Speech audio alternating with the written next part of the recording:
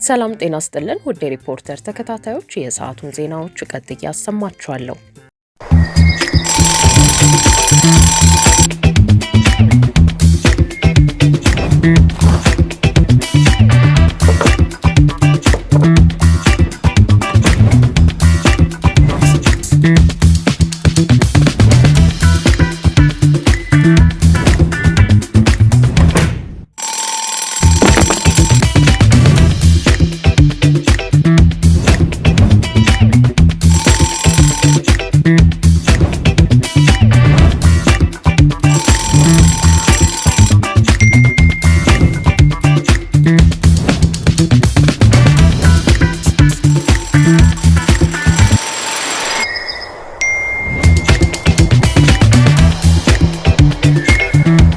የደሞዝ ክፍያ በሲቢኢ ብር ለሚቀበሉ ደንበኞች አሁን ሁሉም ቀልሏል። በሲቢኢ ብር ፕላስ በኩል እስከ 4 ወር ደሞዝ ብድር በአንድ ወስደው ያሻዎትን ቀን የደሞዝ ቀን ያድርጉት።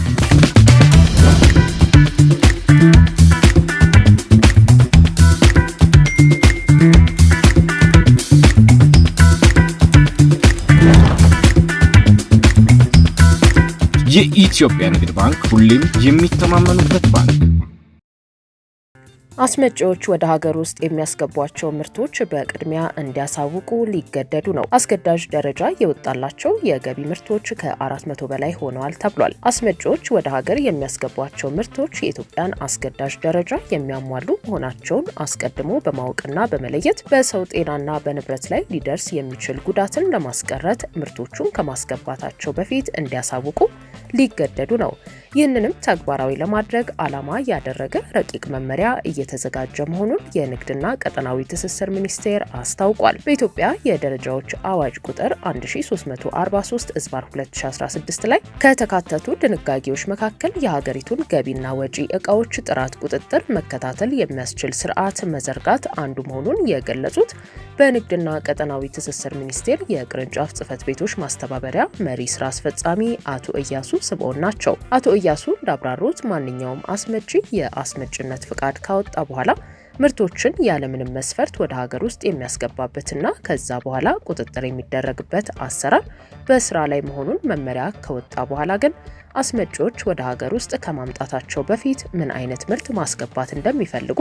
በማን ኩባንያ እንደተመረተና ከየት ሀገር እንደሚመጣ፣ ዓለም አቀፍ የምርት ጥራት ያሟሉ መሆናቸውን የሚገልጹ ሰርቲፊኬቶች መያዛቸውን ወደ ሀገር ውስጥ በሚገቡ ምርቶች ምዝገባ ስርዓት አማካኝነት ለንግድና ቀጠናዊ ትስስር ሚኒስቴር አስቀድመው እንዲያሳውቁ ለማድረግ መታቀዱን ተናግረዋል። በዘርፉ ለመጀመሪያ ጊዜ ለመተግበር የታቀደው ይህ አሰራር የኢትዮጵያ ምግብና መድኃኒት ባለስልጣን ተግባራዊ ያደረገውን የምዝገባ ስርዓትን መነሻ በማድረግ የተወሰደ መሆኑን የጠቀሱት መሪ ስራ አስፈጻሚው ይህም አስመጪዎች ምርቶችን ወደ ሀገር ከማስገባታቸው በፊት በኢትዮጵያ ያለውን አስገዳጅ የጥራት ደረጃ መስፈርት ያሟሉ መሆናቸው መረጃ እንዲኖራቸው በማድረግ በህብረተሰብ ጤናና በሀገር ኢኮኖሚ ላይ ሊደርስ የሚችለውን ጉዳት ለማስቀረት ትልቅ አስተዋጽኦ ይኖረዋል ብለዋል። አስመጪዎችም ምርቶችን ወደ ሀገር ውስጥ ካስገቡ በኋላ ስለሚኖረው ሁኔታ ሲገልጹ እነዚህ ምርቶች አስገዳጅ ደረጃ የወጣላቸው መሆናቸውን አናውቅም ነበር የሚሉበትን ሁኔታ እንደሚያስቀር፣ በዘርፉ የሚደረገውን ቁጥጥር አንድ ደረጃ ያሳድገዋል ተብሎ እንደሚታሰብም አስረድተዋል። በተለይም ኢትዮጵያ ውስጥ ባሉ ላቦራቶሪዎች መፈተሽ የማይችሉ ምርቶች ሲኖሩ ከሚመጡበት ሀገር የጥራት ደረጃቸው የተረጋገጡ መሆናቸውን የሚገልጽ ሰርቲፊኬት የያዙ እንዲሆኑ ማድረግ ረቂቅ መመሪያው ትኩረት ያደረገበት አንዱ ድንጋጌ መሆኑንም ጠቁመዋል። ከኢትዮጵያ ወደ ውጭ የሚላኩ ምርቶችም በዚሁ አካሄድ መሰረት ጥራታቸው ተረጋግጦ እንዲወጡ እንደሚደረግ፣ አስገዳጅ ደረጃ የሚወጣውን ከህብረተሰብ ጤንነት፣ ከአካባቢ ደህንነትና የንግድ ማጭበርበር የሚፈጸምባቸው መሆን አለመሆናቸው ተለይቶ መሆኑን ተናግረዋል። ወደ ኢትዮጵያ የሚገቡ ምርቶች 6000 ያህል እንደሚደርሱ የጠቀሱት አቶ እያሱ መመሪያው ተግባራዊ የሚደረገው በሁሉም ገቢ ምርቶች ላይ ሳይሆን አስገዳጅ የጥራት ደረጃ የወጣላቸው 400 ያህል የሚደርሱ ምርቶች ላይ እንደሚሆን፣ በኢትዮጵያ ደረጃዎች ካውንስል ተለይተው በየጊዜው ደረጃ የሚያወጣላቸው ምርቶች የአሰራሩ አካል እንደሚሆኑም አስረድተዋል። በረቂቅ መመሪያው የአስመጪዎችና የላኪዎች ኃላፊነትና ግዴታ በግልጽ መካተቱንም ጠቁመዋል። አስመጪዎች ምርቶችን ለማስገባት ካሉበት ቦታ ሆነው በንግድና ቀጠናዊ ትስስር ሚኒስቴር በኩል ምዝገባ የሚያደርጉበት ሶፍትዌር መመሪያው ከጸደቀ በኋላ እንደሚበለጽግ መሪ ስራ አስፈጻሚው ገልጸዋል። ስማርት ቴክኖሎጂ በመታገዝ የፊት ገጽን ወይም የጣት አሻራን በመጠቀም በራስ አገዝ አገልግሎት ወይም በባንካችን ሰራተኞች ታግዘው ሂሳብ መክፈት፣ ገንዘብ ገቢ ወጪ ማድረግም ሆነ ሌሎች ፈጣንና ደህንነቱን የጠበቀ የተሟላ የባንክ አገልግሎቶች ያገኛሉ። አቢሲኒያ የሁሉም ምርጫ። ከማዳበሪያ ግዢ ጋር በተያያዘ በመንግስት ላይ 5.6 ቢሊዮን ብር ጉዳት በማድረስ የተጠረጠሩ ከፍተኛ አመራሮች ተከሰሱ። የግዢ መመሪያና ውሳኔዎችን በመጣስ የጥራት ችግር የታየበት የአፈር ማዳበሪያ ግዢ በመፈጸም እንዲሁም ማዳበሪያውን ከውል ውጪ በሆነ መንገድ በማጓጓዝ በመንግስት ላይ ከ5.6 ቢሊዮን ብር በላይ ጉዳት በማድረስ የተጠረጠሩ ከፍተኛ የመንግስት አመራሮችና ማዳበሪያው የጥራት ችግር ያለበት መሆኑን እያወቁ ወደ ሀገር እንዲገባ በመተባበር በተጠረጠሩ ሰራተኞች ላይ ከባድ የሙስና ወንጀል ክስ ተመስርቷል። የፍትህ ሚኒስቴር አቃቤ ሕግ ህዳር 12 ቀን 2018 ዓ.ም የመሰረተውና ሰኞ ህዳር 15 ቀን 2018 ዓ.ም ለፌዴራል ከፍተኛ ፍርድ ቤት ልደታ ምድብ የከባድ ሙስና ወንጀሎች ችሎት የቀረበው ክስ እንደሚያስረዳው ተጠርጣሪዎቹ የወንጀል ሕግ አንቀጽ 32 1 ሀ የሙስና ወንጀሎችን ለመደንገግ የወጣውን አዋጅ ቁጥር 881/2007 አንቀጽ 9 1 ሀና 2 የተደነገገውን በመተላለፍ በስልጣን አላግባብ በመገልገል የሙስና ወንጀል መፈጸማቸውን ይገልጻል። አቃቤ ሕግ ክሱን የመሰረተው በኢትዮጵያ የግብርና ስራዎች ኮርፖሬሽን 7 አመራሮችና የስራ ኃላፊዎች እንዲሁም በኢትዮጵያ ባህር ትራንስፖርትና ሎጂስቲክስ ምክትል ስራ አስፈጻሚ በአንድ የግብርና ሚኒስቴር ከፍተኛ አመራርና በኢትዮጵያ ተስማሚነት ምዘና ድርጅት 2 ከፍተኛ አመራሮች ላይ ነው። በወንጀሉ ተጠርጥረው በህግ ቁጥጥር ስር የዋሉትና ክስ የቀረበባቸው የኢትዮጵያ የግብርና ስራዎች ኮርፖሬሽን አመራሮች መካከል በክስ መዝገቡ በአንደኛ ደረጃ የተጠቀሱት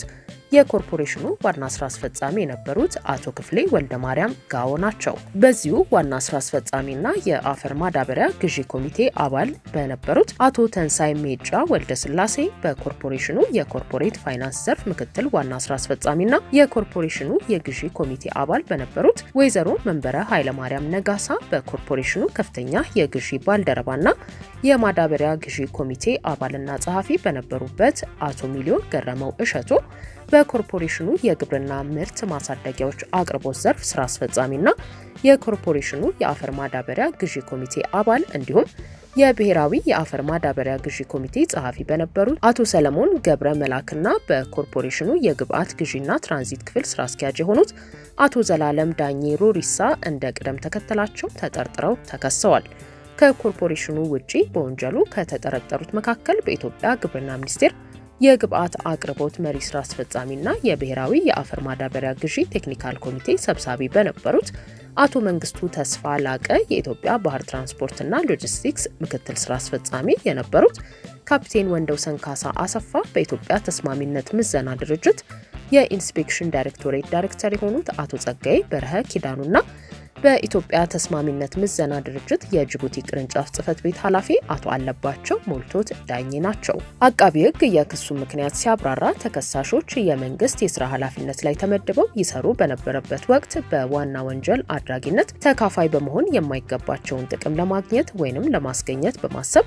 የ2017-18 የምርት ዘመን የአፈር ማዳበሪያ ግዢን በኢትዮጵያ የግብርና ስራዎች ኮርፖሬሽን የጸደቀ የግዢ መመሪያ በገንዘብ ሚኒስቴር በተዘጋጀው የአፈር ማዳበሪያ ፍላጎት አቅርቦትና ግዢ መመሪያ 977/2016 ኮርፖሬሽኑ ከግብርና ሚኒስቴር፣ ከኢትዮጵያ የባህር ትራንስፖርትና ሎጂስቲክስ ድርጅት፣ ከክልል መንግስታትና ከኢትዮጵያ ንግድ ባንክ ጋር የፈጸመውን የአምስትዮሽ ውል ኮርፖሬሽኑ ከኢትዮጵያ የተስማሚነት ምዘና ድርጅት ጋር በህዳር 2017 ዓ.ም የተፈራረመውን የአገልግሎት አሰጣጥ ውል ከብሔራዊ ክልል መንግስታት ለኮርፖሬሽኑ የአፈር ማዳበሪያ እንዲያስመጣ በተሰጠው ውክልናና የኮርፖሬሽኑ የስራ አመራር ቦርድ በሚሰጠው ውሳኔ መሰረት የ2017-18 የዓለም አቀፍ የአፈር ማዳበሪያ ግዢን መፈጸምና ማስፈጸም ሲገባቸው የግዢ ስርዓትንና የቦርዱን ውሳኔ በግልጽ የወንጀል ድርጊታቸው ሆን ብለው ጥሰዋል የሚል ነው። በኢትዮጵያ የግብርና ስራዎች ኮርፖሬሽን ውስጥ በማዳበሪያ ግዢ ኮሚቴ አባል የሆኑት ተጠርጣሪዎች የኮርፖሬሽኑ የስራ አመራር ቦርድ የ2017-18 ምርት ዘመን ቀሪ የዳፕና የዩሪያ የአፈር ማዳበሪያ ግዢን በተመለከተ እስካሁን የማዳበሪያ አቅርቦት በውላቸው መሰረት አሟልተው ለኮርፖሬሽኑ ያቀረቡ ድርጅቶች ተመርጠው በውስን ጨረታ እንዲፈጸም የሚል ውሳኔ ያሳለፈ ቢሆንም ቦርዱ ውሳኔውን ከሰጠበት ሚያዝያ 21 ቀን 2017 ዓ.ም በፊት ከኮርፖሬሽኑ ጋር ውል ያልነበረውን በቦርዱ ውሳኔ መሰረት በጨረታው ለመሳተፍ የተቀመጠው መስፈርት የሚያሟላውን ካቀረበው የጨረታ ሰነድ ጋር ለማዳበሪያው ከአምራቹ የሚሰጥ የጥራት ምርመራ ወይንም አምራቹ ለሚቀርበው ማዳበሪያ ሊሰጥ የሚገባውን የጥራት ማረጋገጫ ያላቀረበውን ተጠርጣሪዎቹ አስቀድመው በስውር ለተመሳጠሩበት ሚድገልፍ ኢንተርናሽናል ሊሚትድ የተባለ ድርጅት ዝቅተኛ ዋጋ አቅርቧል በማለት 102,000 ሜትሪክ ቶን ዩሪያ ማዳበሪያ ከቻይና ቲንጂያን ወደብ እንዲያቀርብ መርጠው የጨረታ ውጤቱ ለብሔራዊ የማዳበሪያ ግዢ የቴክኒክ ኮሚቴ እንዲላክ መወሰናቸውን ክሱ ያብራራል። የኮርፖሬሽኑ ዋና ስራ አስፈጻሚ ቦርዱ ለውስን ጨረታው ያስቀመጠው ቅድመ ሁኔታ መሟላቱን በማረጋገጥ ለብሔራዊ የማዳበሪያ ግዢ የቴክኒክ ኮሚቴ የጨረታ ውጤቱን መላክ ሲገባው ይህንን ኃላፊነት አለመወጣቱንም አቃቢ ሕግ በዝርዝር ባቀረበው ክስ ላይ ገልጿል። በአጠቃላይ ተከሳሾቹ የቦርዱን ውሳኔዎች የግዢ መመሪያንና የውሎች ድንጋጌዎችን በመጣስ ግዢ እንዲፈጸም በማድረጋቸው የተጋገረ ማዳበሪያ ማስከስከሻ $204,000 መከፈሉን፣ ከመቀለ መርከብ ላይ ጊር በመነቀሉ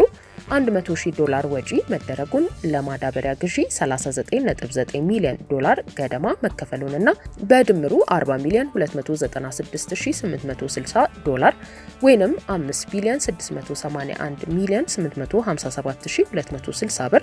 በህዝብና በመንግስት ላይ ጉዳት መድረሱን አቃቢ ሕግ በክሱ በዝርዝር አስቀምጦ ተጠርጣሪዎቹን በዋና ወንጀል አድራጊነት ተሳታፊ በመሆናቸው ስልጣናቸውን አላግባብ ተጠቅመዋል በማለት የከባድ የሙስና ወንጀል ክስ መስርቶባቸዋል።